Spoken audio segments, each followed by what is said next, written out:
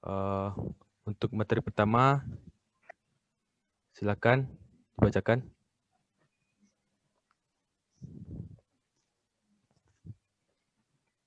Kepada Jihan, saya persilakan. Baiklah, saya akan membacakan ringkasan rencana bisnis dari usaha kami. Yang pertama, profil bisnis. Kaos tie-dye merupakan salah satu bentuk usaha yang cukup mudah dan murah untuk dilakukan orang-orang di perkembangan zaman seperti sekarang ini.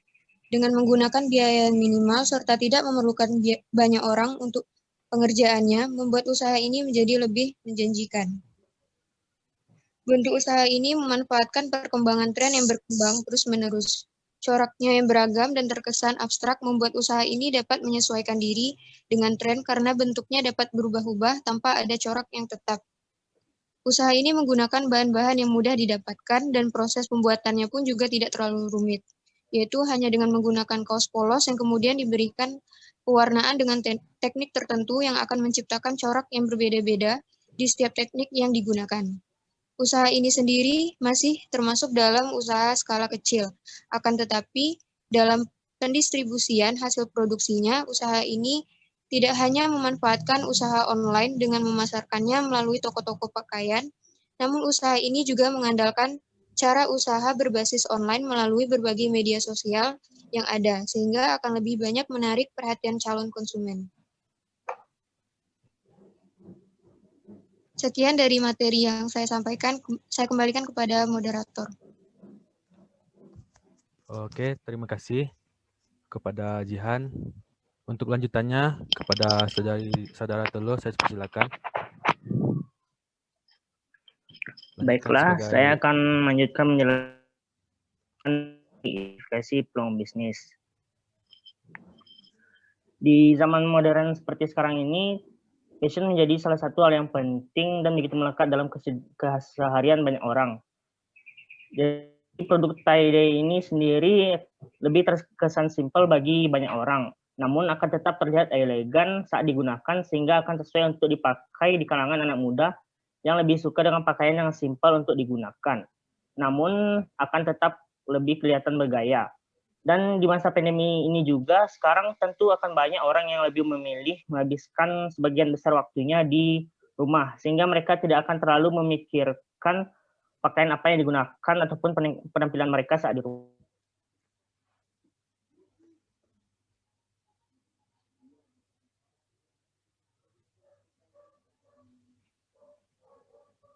Baiklah, mohon maaf, saya akan melanjutkan kembali.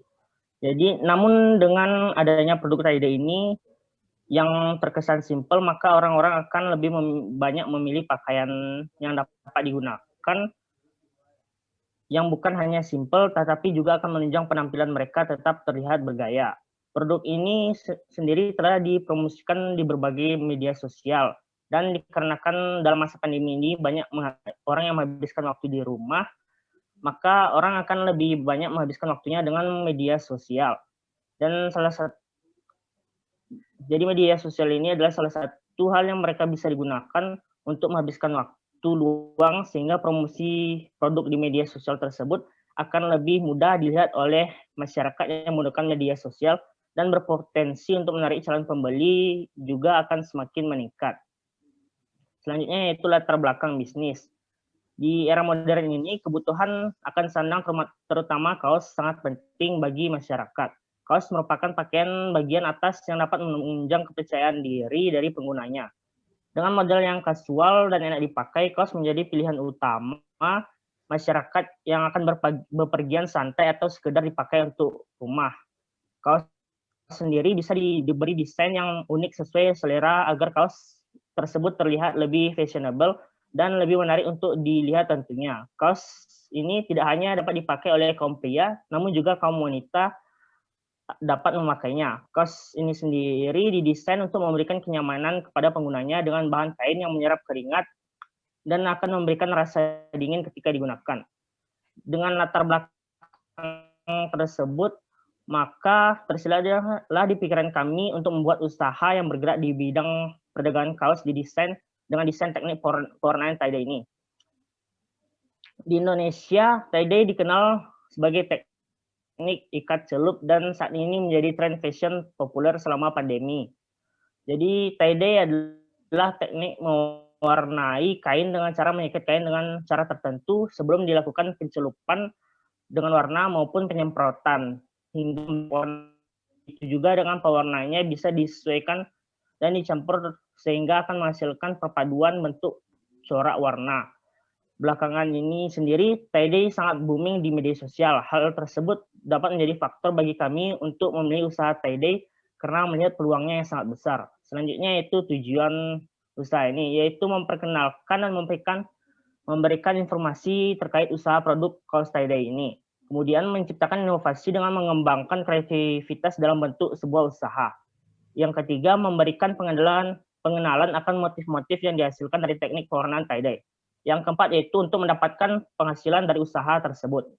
Lalu yang kelima, menciptakan lapangan pekerjaan baru berbasis usaha kecil menengah sehingga akan mengurangi pengangguran yang terjadi saat ini. Kemudian yang keenam, menyediakan kebutuhan fashion bagi masyarakat. Yang ketujuh, memberikan pengalaman bagaimana menjalankan sebuah usaha penjualan kaos dengan desain tie-dye ini. Baiklah, demikian materi yang dapat saya sampaikan. Saya kembalikan kepada moderator. Oke, terima kasih kepada Saudara Tolo atas penjelasannya. Untuk materi kedua atau bab 2 akan dibacakan oleh Ratu. Kepada Ratu, saya persilakan. Baik, mengenai bab 2 yaitu marketing plan. Mengenai gambaran umum usaha ini, tie-dye merupakan bisnis konveksi pakaian yang dapat dipakai baik pria maupun wanita. Tie-dye ini juga sedang tren di kalangan masyarakat Indonesia. Dilihat dari prospek usaha kaos tie-dye ini sangat berpotensi untuk menjadi usaha sampingan mahasiswa karena waktu kerja yang tidak menghalangi proses belajar. Selain itu, tugasnya untuk membantu mahasiswa serta menambah pengalaman dan bukan hanya mencari keuntungan semata. Kelebihan bisnis ini adalah kaos tie-dye ini kami jual dengan harga yang terjangkau, serta pengerjaannya dibuat secara langsung oleh setiap anggota. Segmen pasar kami adalah kalangan anak-anak muda, termasuk mahasiswa-mahasiswi sekitaran kampus. Tahap awal yang dilakukan dalam membangun usahanya yaitu dengan melakukan promosi melalui media komunikasi seperti WhatsApp atau Instagram yang dikirim ke tiap mahasiswa. Sosialisasi dan promosi ini dilakukan 1 minggu sebelum usaha dibuka. Kami pun melakukan promosi dari mulut ke mulut agar lebih banyak lagi mahasiswa yang mengetahui mengenai bisnis kaos tie-dye tersebut. Selanjutnya yaitu strategi pemasaran. Nah, adapun strategi pemasaran yang dapat kami lakukan adalah yang pertama, media banner. Promosi ini merupakan promosi yang cukup sederhana, serta tidak memerlukan banyak biaya untuk melakukan promosi ini. Cukup dengan memasang banner di dekat lokasi, kita berusaha untuk mempromosikannya, sehingga secara tidak langsung semua konsumen atau masyarakat akan mengetahui usaha kita. Dan apabila usaha kita sudah diketahui dan disukai, maka konsumen tersebut akan memberitahukan kepada orang lain untuk membeli produk kaos tie-dye di tempat kita. Yang kedua yaitu dengan media internet. Selain menggunakan banner, maka promosi juga dapat dilakukan dengan menggunakan media internet seperti Facebook, Twitter, blog, Instagram, dan lain-lain. Karena sebagian besar masyarakat telah menggunakan media internet sehingga masyarakat dapat mengetahui usaha kita. Yang ketiga yaitu membuka cabang. Selain melakukan berbagai strategi pemasaran produk seperti di atas, kami juga mempromosikan usaha kami ini dengan menambah cabang baru untuk memperluas jangkauan yang sudah dimiliki. Dalam hal ini, dapat dengan memperluas usaha kaos tie-dye ini ke daerah-daerah lain dengan harapan usaha ini akan lebih dikenal oleh masyarakat dan juga dapat menambah pendapatan serta dapat mengurangi tingkat pengangguran dengan memperkerjakan karyawan baru. Yang keempat yaitu pengembangan produk. Pengembangan produk dari usaha ini dapat menambah model baru yang mungkin tidak ada di pesaing lain, yang dapat memberikan nilai lebih di mata para konsumen, sehingga pengembangan produk semakin baik dan tingkat ciri khas produk kita pun setiap harinya akan dikenal. Yang kelima yaitu melakukan promosi. Untuk menarik minat konsumen agar membeli produk yang kami tawarkan, kami mempunyai cara-cara tertentu, yaitu yang pertama, pada setiap hari Sabtu, kami akan memberikan potongan harga kepada konsumen yang membeli kaos tie-dye ini dengan harga di atas 50.000. maka akan kami berikan diskon sebesar 10%. Yang kedua yaitu apabila konsumen membeli kaos tie-dye ini sebanyak 3 pieces, maka kami akan memberikan gratis sebanyak 1 pieces. Selanjutnya yaitu analisa SWOT.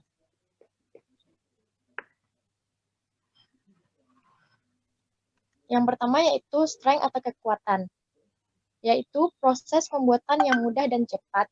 Yang kedua yaitu bahan baku yang mudah didapat. Selanjutnya yaitu weakness atau kelemahan. Yang pertama adalah pesaing ada di mana-mana. Yang kedua, pengalaman kewirausahaan yang kurang. Yang ketiga adalah opportunity atau peluang, yaitu jangkauan pasar yang luas dan produk yang sedang banyak diminati. Yang keempat yaitu threat atau ancaman, yaitu semakin banyak pesaing muncul karena bisnis ini sedang diminati.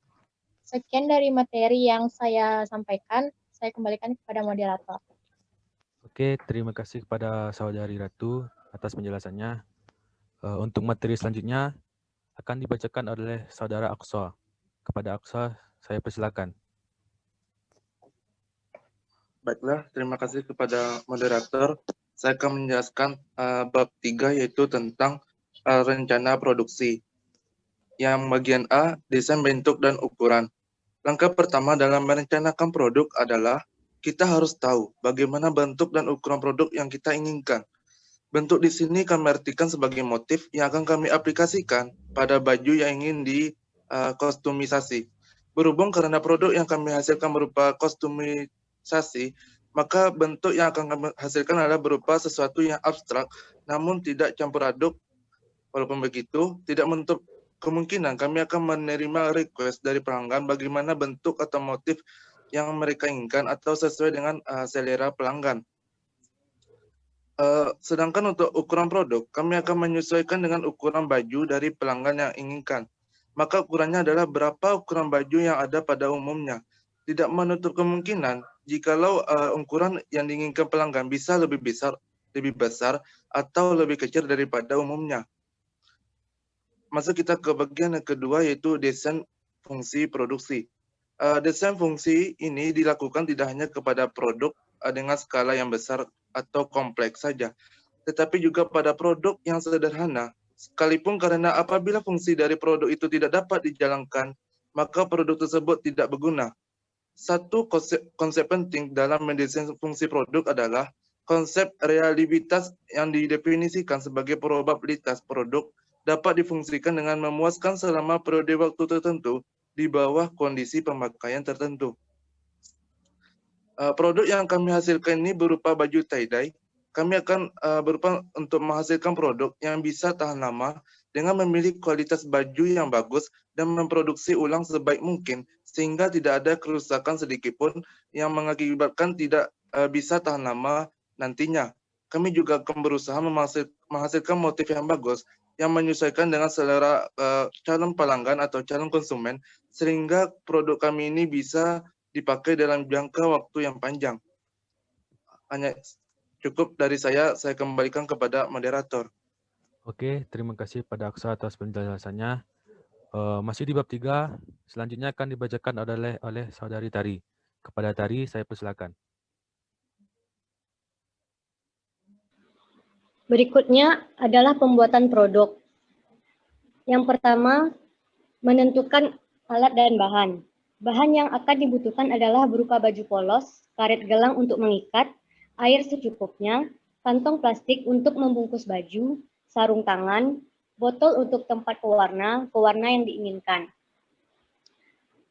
Langkah kedua adalah bentuklah baju supaya bisa menghasilkan motif. Bisa dimulai dari mencubit bagian tengah kaos dan memutar bagian membentuk spiral.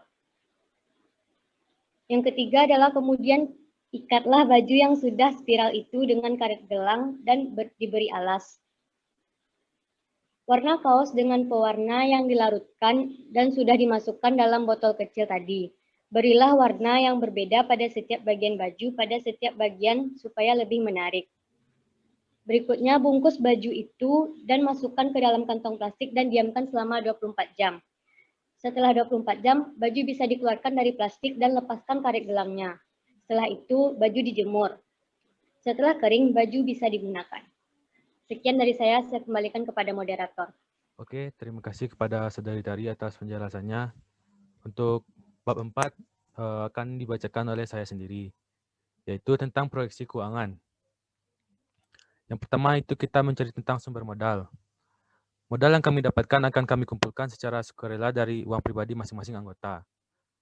Karena kami menginginkan bisnis berjalan sesuai rencana, maka kami berencana untuk mengumpulkan atau menetapkan sebanyak 50.000 per orang.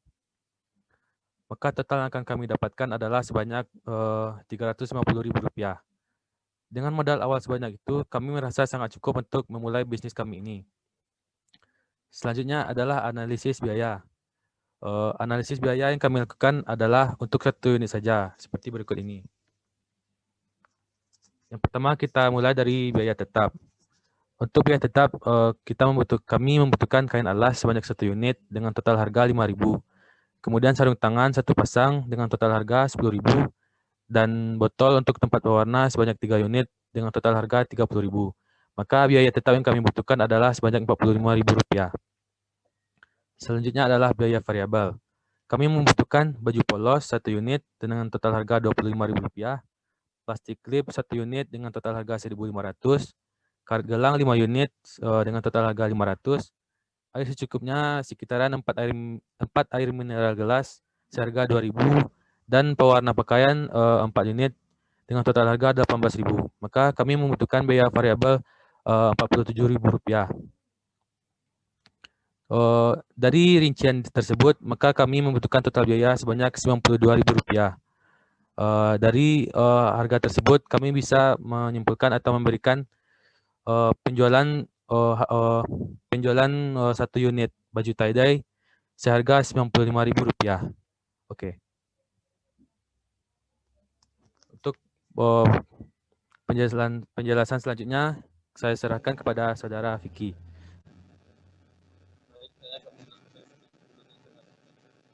Dalam penerapan pembuatan penjualan bisnis ini kami telah menggunakan modal yang kita miliki sebelumnya.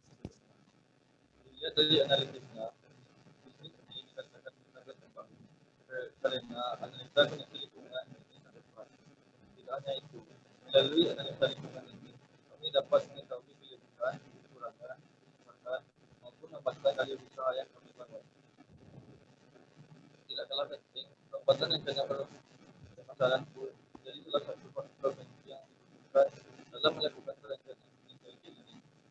Apapun yang termasuk dalam perencanaan pemasaran adalah menentukan target pasar, menentukan karakteristik produk, menentukan harga produk, menentukan proses distribusi, serta proses promosi itu sendiri. Dapat disimpulkan bahwa usaha TD ini sangat bagus dan menarik. Dengan alat-alat dan tenaga kerja tambahan akan membuat proses usaha ini akan semakin maksimal. Dan untuk optimal dari saya,